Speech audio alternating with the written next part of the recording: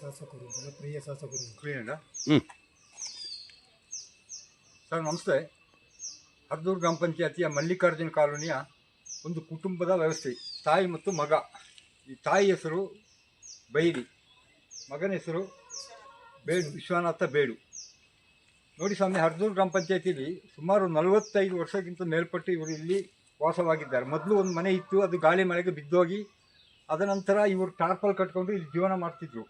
ಇವರಿಗೆ ration card ಇಲ್ಲ, ಮತ್ತು ಆಧಾರ್ ಕಾರ್ಡ್ ಇಲ್ಲ, ID ಕಾರ್ಡ್, ಯಾವುದೇ ಪಾಸ್ಬುಕ್ಕಲ್ಲಿ ಯಾವುದೇ ದಾಖಲೆಗಳು ಇವರ ಹತ್ರ ಇಲ್ಲ. ಯಾಕಂದರೆ ಈ ಅಜ್ಜಿಗೆ ಕಿವಿ ಕೇಳಿಸಲ್ಲ. ಇದು 100% ಅಂಗವಿಕಲ ಆಗ್ಬಿಟ್ಟಿದೆ.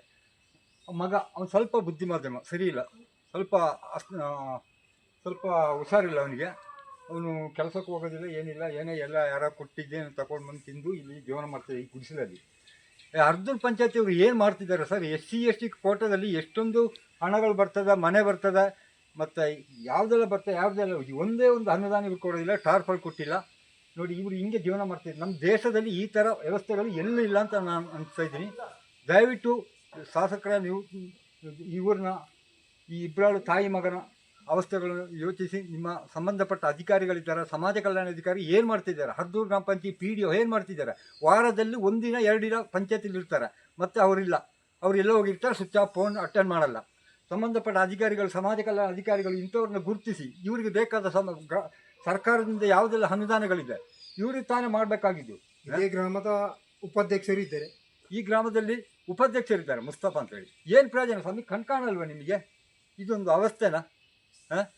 ನಾವೆಲ್ಲ ಮನುಷ್ಯರು, ನಾವು ನೆನ್ನೆ ಇಲ್ಲಿ ಯಾವುದೋ ಮನೆ ತಡೆಗೋಡೆ ಬಿದ್ದು ಅಂತ ನೋಡ್ಲಿಕ್ಕೆ ಅವ್ರು ಕರೆದಾಗ ಬಂದು ನೋಡಿದಾಗ ಈ ಅವಸ್ಥೆಗಳು ಕಂಡಿದ್ದು.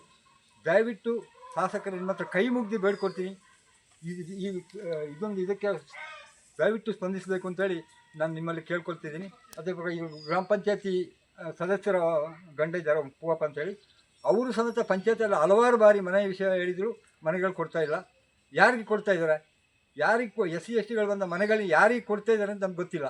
ಇವರು ಏನೋ ಬೇಕಾದಷ್ಟೇ, ಇವ್ರಿಗೆ ಇಷ್ಟ ಬಂದಂಗೆ ಯಾರೋ ದುಡ್ಡು ಗಿಡ ತಗೊಂಡು ಕೊಟ್ಟರೆ ಅವ್ರಿಗೆ ಮನೆ ಕೊಡ್ತಾರೆ. ಇಂಥ ಬಡವರಿಗೆ ಕೊಡೋದು ಯಾರು? ಇದು ಮುಖ್ಯಮಂತ್ರಿ ಗಂಟ ಹೋಗ್ಬೇಕಿದ್ದು. ಎಲ್ಲ ವೀಡಿಯೋಗಳನ್ನ ಇದ್ದಷ್ಟೆಲ್ಲ ಶೇರ್ ಮಾಡಿ ಮುಖ್ಯಮಂತ್ರಿ ಕಳಿಸಿ ನಮ್ಮ ಕರ್ನಾಟಕದಲ್ಲಿ ಈ ಥರ ಗುಡಿಸಿಲ್ ಮುಕ್ತ ರಾಜ್ಯ ಮಾಡಬೇಕು ಅಂತ ಹೇಳ್ತಾರೆ. ಈಗ ಈ ಥರ ಎಲ್ಲೂ ಇಲ್ಲ, ಗುಡಿಸಿಲೇ ಅಲ್ಲ ಇದು. ಆ ಥರ ವ್ಯವಸ್ಥೆಯಲ್ಲಿ ನಾವು ಇಲ್ಲಿ ಮಲ್ಲಿಕಾರ್ಜುನ ಕಾಲೋನಿ ಹರ್ದೂರು ಗ್ರಾಮ ಪಂಚಾಯತ್ ಹರ್ದೂರು PDOದು ಭಾರಿ ನೆಗ್ಲೆಕ್ಟ್. ಕುಡಿಯೋಕ್ಕೆ ನೀರಿಲ್ಲ, ಇಲ್ಲಿ ಏನು ಕೇಳಿದ್ದಾರೆ, ಮಲವಿಸರ್ಜನೆಗೆ ಹೋಗೋದಕ್ಕೆ ಬಯಲಿಗೆ ಹೋಗ್ತಿದ್ದಾರೆ ಇವರು. ಇವ್ರಿಗೆ ಒಂದು ಟಾಯ್ಲೆಟ್ ಇಲ್ಲ, ಬಾತ್ರೂಮ್ ಇಲ್ಲ, ಒಂದು ಟಾರ್ಪಾಲ್ ಕೊಡೋದಿಲ್ಲ, ಏನಿಲ್ಲ. ದಯವಿಟ್ಟು ಶಾಸಕರ ನಿಮ್ಮ ಕೈ ಮುಗಿದು ಬೇಡ್ಕೊಳ್ತೀನಿ, ಇವರಿಗೆ ಇಮಿಡಿಯೇಟಾಗಿ ಒಂದು ಶೆಡ್ ಮಾಡಲಿಕ್ಕೆ ಹರ್ದೂರು ಪಂಚಾಯತಿ PDOಗೆ ಒಂದು ಸೂಚನೆ ಕೊಡಬೇಕು. ಹಾಗೂ ಜಿಲ್ಲಾ ಸಮಾಜ ಕಲ್ಯಾಣ ಇಲಾಖೆಯವರು ಹಾಗೂ ಸಂಬಂಧಪಟ್ಟ ಜಿಲ್ಲಾಧಿಕಾರಿಯವರು ಹಾಗೂ ಜಿಲ್ಲಾ ಕಾರ್ಯನಿರ್ವಹಣಾಧಿಕಾರಿಯವರು ಇದಕ್ಕೆ ಕೂಡಲೇ ಸ್ಪಂದಿಸಬೇಕಂತ ಈ ಮೂಲಕ ನಾವು ಈ ಹರ್ದೂರು ಗ್ರಾಮ ಪಂಚಾಯತ್ ಮುಖದ ಮಲ್ಲಿಕಾರ್ಜುನ ಕಾಲೋನಿಯ ಪರವಾಗಿ ಕೇಳ್ಕೊಳ್ತೇವೆ.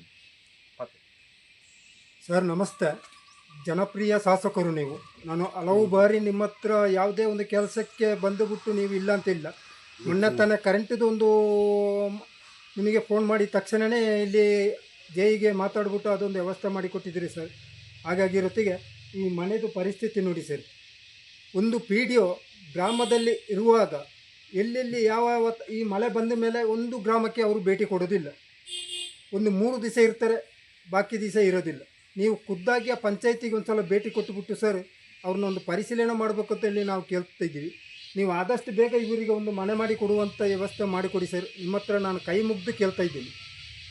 ಈ ತಾಯಿ ಮಗಂದು ಪರಿಸ್ಥಿತಿ ನೋಡಿ. ಹಾಗೆ ಈ ಗ್ರಾಮಕ್ಕೆ ಸೇರಿದಂಥ ಒಬ್ಬರು ಉಪಾಧ್ಯಕ್ಷರು ಮುಸ್ತಫನವರಿದ್ದಾರೆ. ಯಾವ ಪ್ರಯೋಜನವೂ ಇಲ್ಲ. ಕೆಲವು ಚರಂಡಿಗಳು ಬಂದು ನೋಡಿ, ಕೆಲವು ತಡೆಗೋಡೆಗೆ ನಾವು ಇದು ಮಾಡಿದ್ರೂ ಯಾವುದೂ ಮನೆ ಬೀಳುವ ಪರಿಸ್ಥಿತಿ ಇದೆ.